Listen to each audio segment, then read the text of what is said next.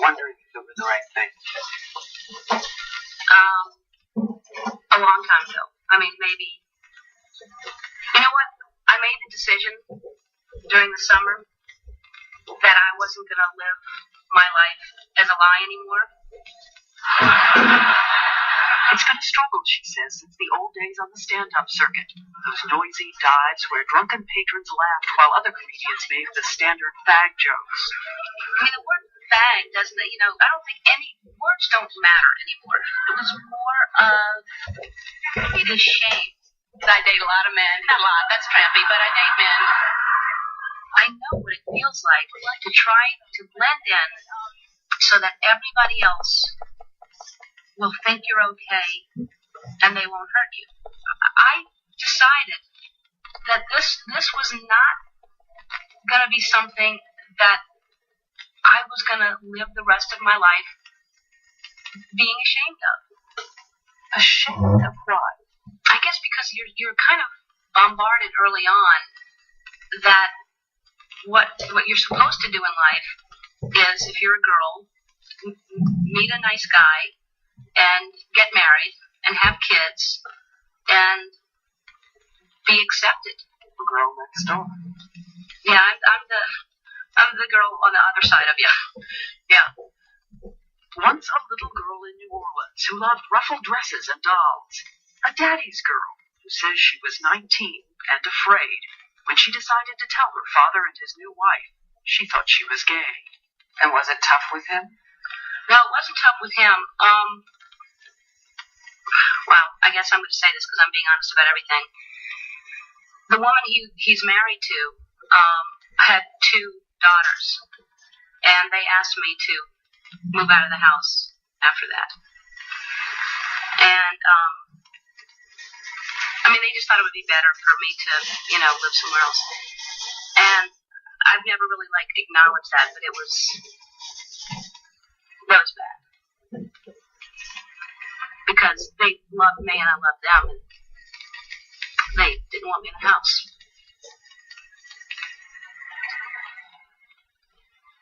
Have you talked to them since? Oh yeah, I talk to him all the time. I mean, that's his.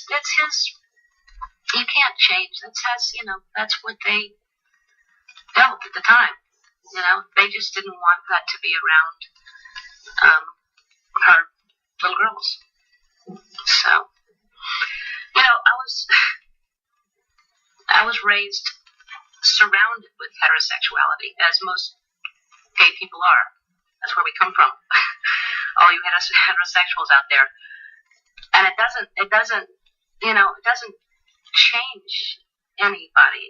It's not contagious. It's not, influential. Nobody in their right mind would choose something that's so hard. You're not only a minority in society, you're a minority in your own family. At least when you're black, your parents are saying, hey, we're all black, and this is kind of hard sometimes, but this is be proud of who you are, and when you're gay, your parents are not saying good for you. They're like, oh, how did this happen, and how do we? So, and now Ellen DeGeneres is telling the world, though she says she's still trying to get used to the terms. She prefers the word gay. But for some reason, lesbian just sounds like a cult or something. I'm a lesbian. It just sounds, like, or like you've got some kind of disease or lesbian. I don't know. I'm better with it now. I've actually had conversations with my lesbian friends, and they're fine with all the terms. They may be fine, but she has unleashed a torrent of controversy, including the accusation that she's just gunning for ratings by having her character come out on the show. How did the executives react? Disney, ABC. They were all very supportive. But this is the Disney company. They had to have a reservation or two. I think that they probably did. And I'm in a business that, I'm the commodity. I'm the product. Please buy me, And that's what I kept telling Disney and ABC when everybody was weighing all of it. I said, you know what? Maybe they'll boycott you for a week or whatever, and but you can go on and do another show. You can go on and life goes on for you. This is my life. I am taking the biggest risk here, and I'm willing to take the risk because that's how much it means to me. Hasn't there been some effort to sort of amp it up a bit? No, I didn't do this for publicity. I don't need that. Everyone else was looking at ratings and numbers and advertising, and You do have advertisements? yeah, we're being sponsored. It's not just blank spaces in between there. There are plenty of sponsors, and it's got nothing to do. There's not a kiss. There's nothing, no exploitation at all involved in the show. Okay. Here's a scene from the show that will run next week, along with an old boyfriend and a growing uncertainty.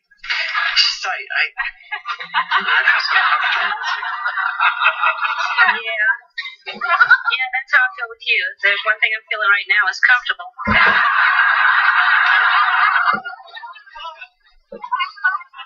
Oh, I've forgotten how great you smell.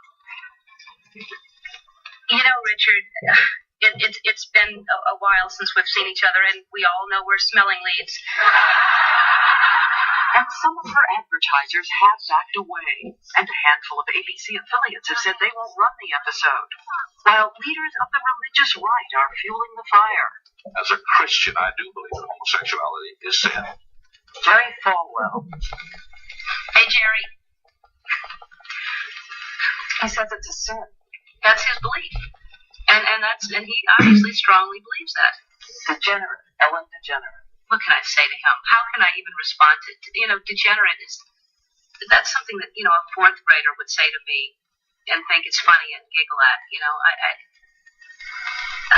how can you argue with that kind of logic? Pat Robertson is quoted saying, I find it hard to believe because she's so popular. She's such an attractive actress. Mm-hmm. It's weird that somebody popular and attractive can be gay. You see, things like that. I don't even have to address those people. They speak for themselves.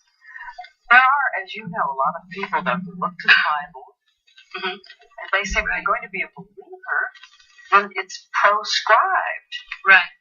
First of all, the main reason I never wanted to do this is because I don't want to become political and I don't want to become some gay activist. But Jesus, as far as I'm concerned, he was non-judgmental and taught love and acceptance.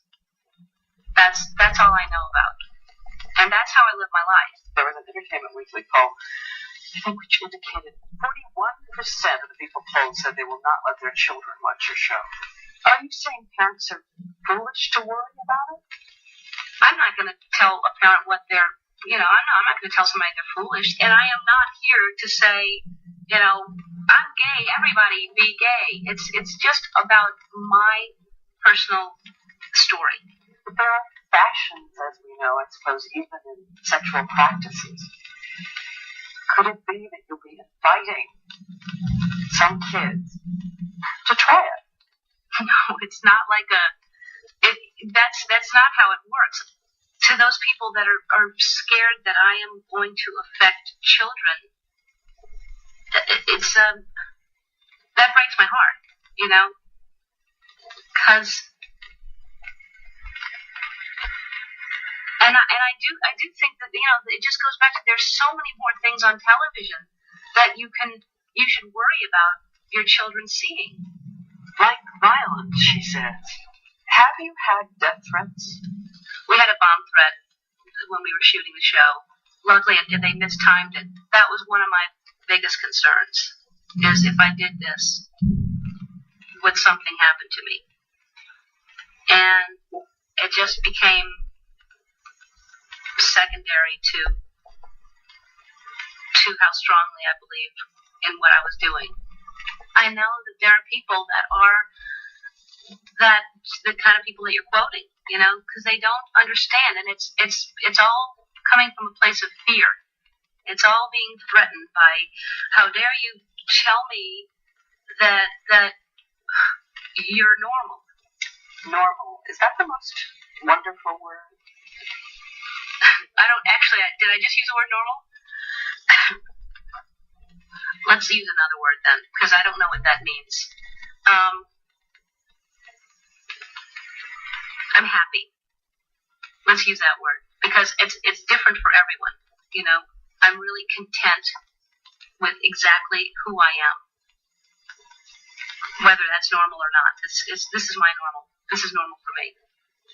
An ordinary person, she says, who drew courage from another ordinary person, Rosa Parks, who wouldn't move to the back of the bus and be belittled for what she couldn't change. And I'm sure everybody that was friends with her said, you know what, we think it's wrong you're sitting back here too, but just don't make a big thing, because I can't even fathom having to get on the front of a bus and pay and get off and then get on in the back and sit in the back, and people think that's all right. I wasn't going to sit in the back of the bus anymore. I belong with everybody else, and that's what I finally did. But at what cost? When we come back, Ellen DeGeneres talks about her first sexual encounter with another woman and the long, difficult struggle to live an open life when 2020 continues.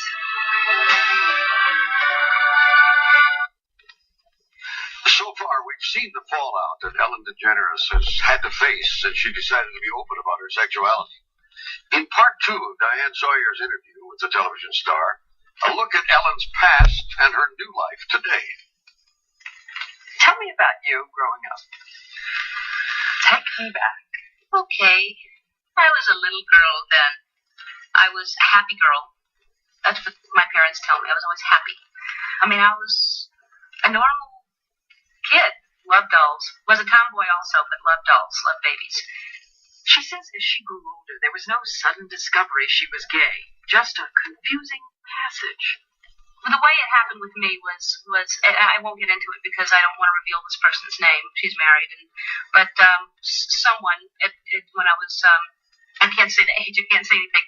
But the first time it happened, it was not my idea. Were you very young?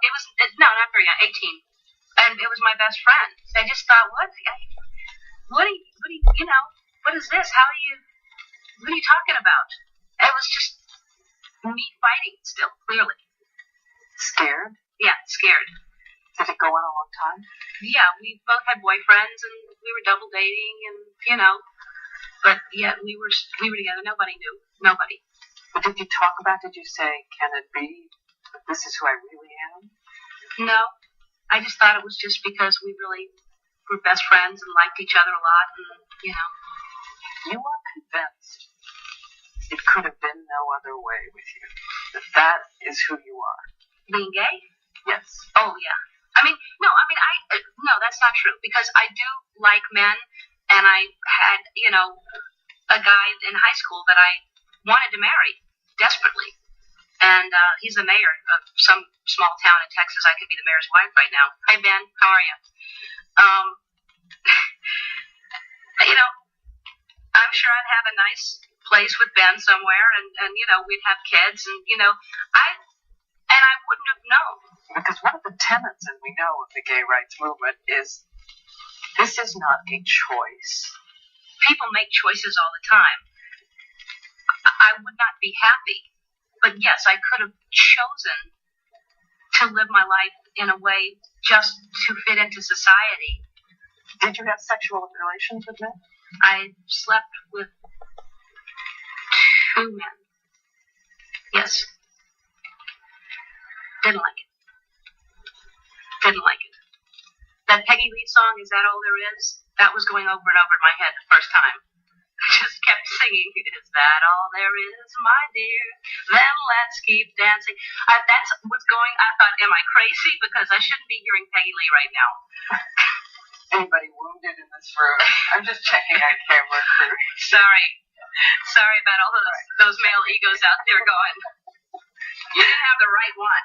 Ellen, if it's okay with you, I would like to be your boyfriend. On the show, Ellen, the bookstore manager, occasionally went out on dates, but for the most part never tried to be a typical sitcom girl. For one thing, her clothes. I think there are different types of pretty. That's not the only type. I mean, say hello to bookstore manager Barbie. I know it's Ken. It's just that the point is that, these clothes would look fine on Sparkle Beach Barbie or anybody for that matter. I actually have these pants. This is the casual pants closet. It goes way far back. In her closet, pants as far as the eye can see, and color-coded T-shirts.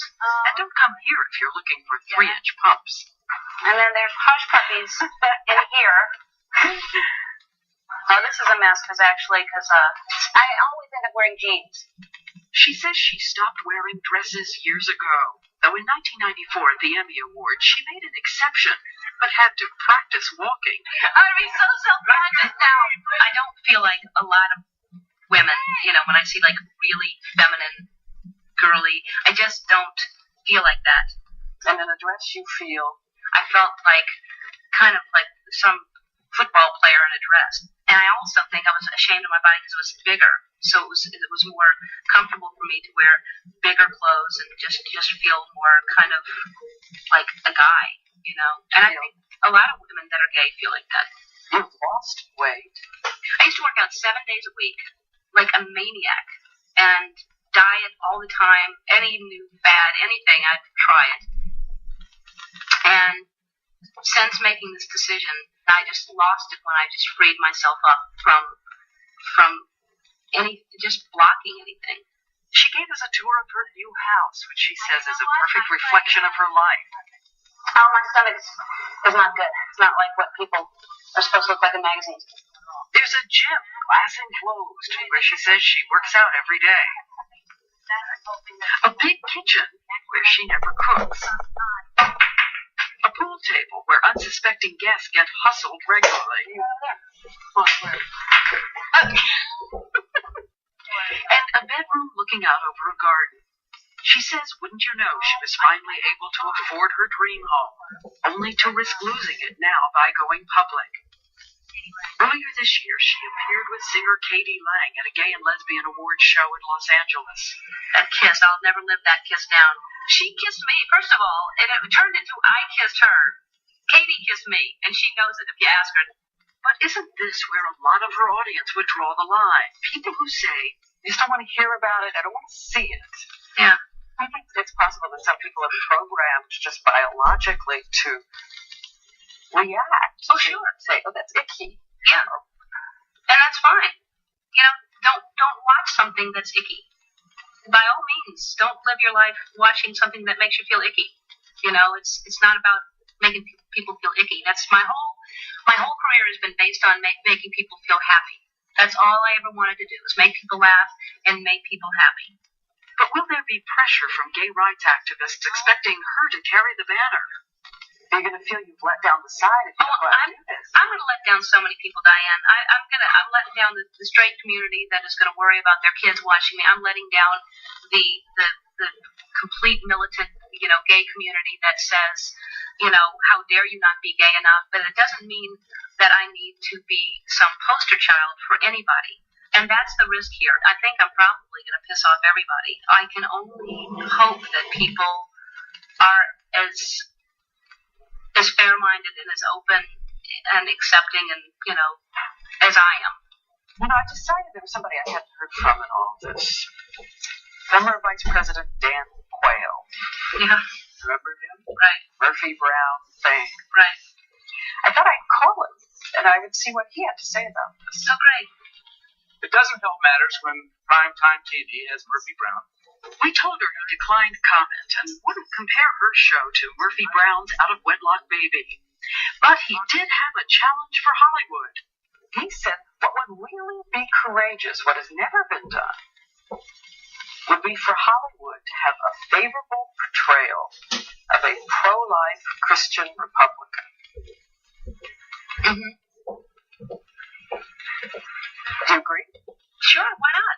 We have room for everybody. Let's put that on television. Let's put it up against me. So next week, a kind of national sociological experiment will take place. Look, Murphy. I'm on the cover of Time. Cover? I'm on the cover of Time. Give her some respect now. They don't care. Look at the Time cover. Look at the Time. They don't care that I'm gay. They love me no matter what. But will the audience? Here's another scene from next week's show, a moment just before the dramatic declaration. I can't even say the word. Why can't I say the word? I mean, why can't I just say... I mean, what is wrong? Why do I have to be so ashamed? I mean, why can't I just say the truth? I mean, be who I am. I'm 35 years old. She says when the taping was over, they knew it was historic. We celebrated. We screamed and celebrated and cheered. And there's a line on the show that I say to Oprah, to the therapist, nobody ever gives you a cake that says, good for you, you're gay. And they wheeled out a huge cake that said, good for you, you're gay. And gave me a great picture of Laura Dern and I at the moment that I say I'm gay.